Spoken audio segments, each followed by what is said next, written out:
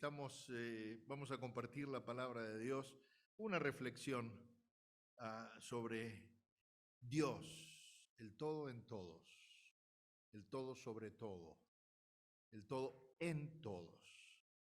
El Señor nos refleja a través de su palabra características de su persona, características que Él tiene que nos sirven para que nos enfoquemos y lo conozcamos más a Él. Cuando uno se encuentra ante situaciones donde dice, pero qué fácil hubiese sido trabajarlo de esta manera o decir esto, o qué lástima que no lo conoció, qué lástima que no se atrevió a pedirle. El otro día leía con ustedes el pasaje del siervo que decía, Señor, yo sé que tú eres malo. Ese no conocía al dueño de la viña. ¿Recuerdan eso del labrador? Y todo lo que nos acerca al Padre, que está en la palabra, conocer su carácter, conocer su persona, nos ayuda a tener más confianza, a estar más seguro, a entender que es un Señor cercano, que es un Señor que es una persona, pero que es espíritu, que es eterno, que es inmutable y que está sobre todo, aún sobre nuestras vidas y nuestras dificultades. El Salmo 90, 1 y 2 dice, Señor, tú has sido nuestro refugio generación tras generación. Hoy estaba pensando cuando estábamos adorando al Señor, hilvanando, en la alabanza que hicimos. Se hilvana todo este mensaje, porque cuando uno alaba, destaca el carácter de Dios, destaca atributos de Dios que nos hace bien, alabar, agradecer, porque Dios se manifiesta poderosamente en nosotros y en toda necesidad nuestra. Dice, Señor, ha sido nuestro refugio, generación tras generación. Desde antes que nacieron los montes y que crearas la tierra y el mundo, desde los tiempos antiguos hasta los tiempos postreros, tú eres Dios. Iglesia, Dios no va a dejar de ser. El salmista dice que desde el principio hasta que lleguemos al final, Dios es Dios y Dios está en control. Dios está en control. Como creyente, debo conocer a quién estoy adorando, porque me enfoca. Mi comprensión humana es limitada, porque Dios es muy grande, pero la palabra nos da indicios que nos pueden ser muy beneficiosos en profundizar la relación con el Padre. Y el profundizar la relación con el Padre, con Jesús, a través del Espíritu, nos ayuda a compartir la fe con mucha más confianza, a dar razón, como dice Pedro, a dar razón de la fe. Puedo hablar de las cosas que conozco. Con eso en mente, vamos a hablar de 4 atributos del Señor. Primero, Dios es una persona, es cercano, es una persona, Dios. Deuteronomio 7, 7 y 8 dice, el Señor se encariñó contigo y te eligió, aunque no eras el pueblo más numeroso, sino el más insignificante de todos. Esto por ahí nos aplica a nosotros. Esteban, no eras el más grande, pero te elegí. Lo hizo porque te ama y quería cumplir su juramento a tus antepasados. Por eso te rescató del poder del faraón, del rey de Egipto, y te sacó de la esclavitud con gran despliegue de fuerzas. Siempre les digo, piensen en la Escritura. ¿Qué es lo que dice? Por supuesto que el Señor le está hablando al pueblo que está siendo liberado de la opresión de Egipto. Pero yo también, por fe, porque tomo la palabra para mí, puedo traerlo al día de hoy y puedo decir, el Señor se encariñó conmigo, el Señor se encariñó contigo, el Señor se encariñó contigo. Por amor, porque te quería. Fuimos creados con esa habilidad de poder sentir, de poder razonar, de poder tomar decisiones, Génesis dice que fuimos hechos a la imagen de Dios. Si fuimos hechos a la imagen de Dios, Dios también es una persona. No debe sorprendernos que Dios tenga capacidades que tengo yo como personas. La ira de Dios, aunque la ira no es buena para nosotros porque tenemos que dejarla en manos de Dios, el amor de Dios, el cariño.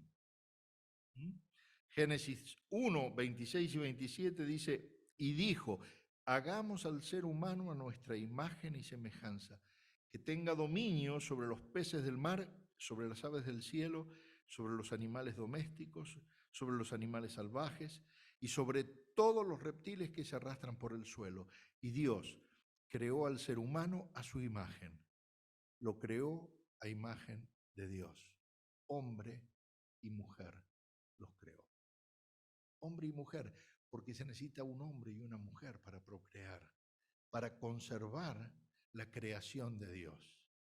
Y Dios nos dio ese mandato de someter todo ahora, la creación de Dios, a nuestra autoridad. Mira si Dios nos ama, que a pesar de nuestras dificultades, a pesar de nuestras incompetencias, Dios nos dice, pero yo te voy a poner a administrar la creación. ¿Sabes qué? Cuando Dios me puso a cargo de mi familia, y lo decimos en alabanza y en adoración todos los días, Señor, gracias porque me trajiste hasta acá. Porque Dios me puso a administrar mi familia cuando yo no tenía capacidad para administrar mi familia. Cuando yo no tenía ni siquiera un plan para mantener una familia, para crecer y demás, pero Dios puso ese deseo y Dios me hizo conocer a la mejor mujer del mundo, digo la mejor para mí, y cada uno tiene su mejor, pero me dio esa capacidad de administrar, por ejemplo, la familia, con mis hijos, hasta que crecieran, pero ahora verlos proyectados a ellos administrando su vida. ¿Mm? Así que Dios es una persona, pero además es una persona cercana, gracias a Dios. Pero también Dios es espíritu, y eso es algo que yo tengo que entender para poder vivir en el espíritu, porque nosotros tenemos el espíritu de Dios soplado en nosotros, adentro de nosotros. Fíjense que el apóstol Pablo a los tesalonicenses les recomienda, no apaguen el espíritu con mayúscula. Cuando en la Biblia es el espíritu con mayúscula, es el Espíritu Santo. Pero ¿qué quiere decir con no apagar? ¿Qué es la primera indicación que puedo entender cuando alguien me dice no apagues? Que tenés la posibilidad de hacerlo, muy bien, pero lo obvio es que está prendido. Pablo no le dice a la iglesia, enciende el espíritu, enciende eso que tienes adentro. No, Dios te dio esa capacidad en el momento que le diste tu vida a Jesús, te llenó del Espíritu Santo y lo tenés encendido. No lo apagues. Hay cosas nuestras que pueden hacer que lo apaguemos. Juan 4, 22 al 24 dice, ahora ustedes adoran lo que no conocen. Nosotros adoramos lo que conocemos, porque la salvación proviene de los judíos, pero se acerca la hora y ha llegado ya en que los verdaderos adoradores rendirán culto al Padre en espíritu y en verdad, porque así el Padre quiere que sean los que le adoren. Dios es espíritu y quienes lo adoran deben hacerlo en espíritu y en verdad. Tu adoración tiene que venir de adentro, no de afuera, hacia acá, no emocional, no por lo que sientas, sino por lo que tenés adentro. Tenés que avivar esa llama, ¿cómo? No apagándola. Y diciéndole, Señor, mira, el otro día estaba escuchando a Tony Evans en un mensaje que me pareció extraordinario, en un devocional que hacemos en Bíblica todas las mañanas, tenemos un tiempo devocional, y esta semana compartió Tony Evans. Y él decía sobre la vida en el Espíritu, que nosotros tenemos que hacer que eso que está dentro nuestro se vea afuera. apagar el espíritu podría ser tenerlo solo para acá adentro, ni darme cuenta que lo tengo y que los demás no se den cuenta que tengo el espíritu de Dios. Dice, es como el popcorn. Dice, un grano duro de maíz. Cuando lo pones a cierta presión, a cierta humidificación, lo que está dentro sale y ahora es agradable. Y lo que salga de nosotros no es una nueva entidad, es el mismo maíz. ¿Y dónde estaba eso? Estaba dentro. Quizás esté adentro nuestro y tenemos que sacarlo. ¿Por qué? Porque ese espíritu que es Dios, espíritu, se conecta con nuestro espíritu. Y cuando nosotros tenemos aflicciones del alma, desde lo espiritual, podemos también darle órdenes al alma para que el alma, la voluntad, la mente, le dé orden a nuestro cuerpo y empiece a vivir de una manera diferente. Pero no es solo a través de la motivación, ¿eh? Es a través de poder conectarme con Dios y ver lo que Él tiene para mí, que Él le hable a mi espíritu y que mi espíritu transforme mi alma y que mi alma transforme mi ser. No estoy tratando de que seamos súper espirituales, pero decía Tony Evans, y se los repito, dice, es la diferencia. Dice, ¿usted puede lavar ropa por la tabla de lavar? No sé si algunas de acá, nosotros seguro en nuestra edad la conocemos. ¿Conocen la tabla de fregar?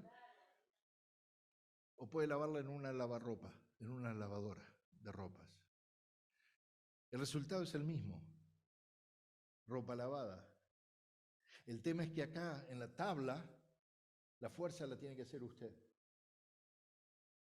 En la lavadora, usted pone la ropa y la fuerza la hace lo que está dentro, un motor. Cuando no le pedimos al Espíritu Santo esa fuerza, nos vamos a gastar las manos fregando, tratando de producir los cambios nosotros, cuando tenemos una fuerza interna que puede moverse a nuestro favor, poner la vida en el Espíritu. Y eso, vivir en el Espíritu, es darme cuenta que Dios no tiene limitaciones, que aunque yo esté confinado a un cuerpo o a un lugar, Dios no lo está. Dios está en este momento con ustedes en Argentina o en España y está con nosotros aquí, en espíritu. Y entonces yo puedo desde aquí orar por tu vida y tu vida ser transformada allá y vos en este momento estar orando por nosotros y alguien ser tocado por el Espíritu. Dios no tiene limitaciones, a veces queremos entenderlo con la cabeza y lo único que hacemos es limitar a Dios. Pero no lo podemos entender porque Dios está en todas partes. Y eso es parte de lo sobrenatural. Tenemos que aprender a vivir en lo sobrenatural. El Espíritu mora en cada uno de nosotros. ¿Para qué? Para que podamos conocer más a Dios, para que podamos disfrutar más de su presencia, para que podamos pedirle guía en todo momento. Obviamente, tengo que limpiar el pecado de mi vida para que fluya la vida espiritual. Tercero, Dios es eterno. Isaías 40:28 dice, ¿acaso no lo sabes?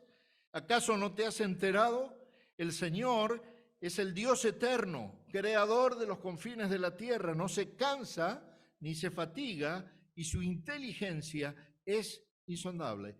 Dios ha sido, es y será siempre. Nada existía antes de Dios, porque Dios creó, y nada va a durar más que Él. Él va a estar al final, cuando Jesús, lo más bonito del Apocalipsis cuando cierra es que una vez que Jesús somete todo bajo sus pies, Él no se queda con la llave. Él le devuelve la autoridad al Padre. Y le dice, Padre, ahora el dominio es tuyo. Él vino a hacer la obra. ¿Sabés que nosotros somos parte de esa obra? Como iglesia tenemos ese poder de hacerlo. Y la próxima virtud del Señor es que es inmutable. Dios no cambia. Malaquías 3:6 dice, yo el Señor no cambio. Por eso les habla al pueblo de Jacob, descendientes de Jacob, ustedes no han sido exterminados. El pueblo estaba pecando, pero Él no cambia. Él había hecho una promesa. Y la promesa a todos los que caminamos en Jesús está vigente, pero esa decisión la tenemos que hacer nosotros y solamente nosotros. La naturaleza de Dios, los atributos de Dios permanecen siempre, son constantes, aunque el mundo a nuestro alrededor cambie, Él es, como nos decía Orwell en este himno que cantábamos, la roca fiel.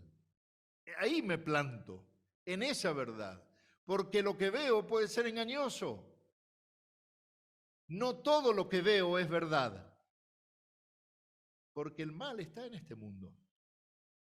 Ahora fíjense una cosa interesante, una reflexión que traté de anotar.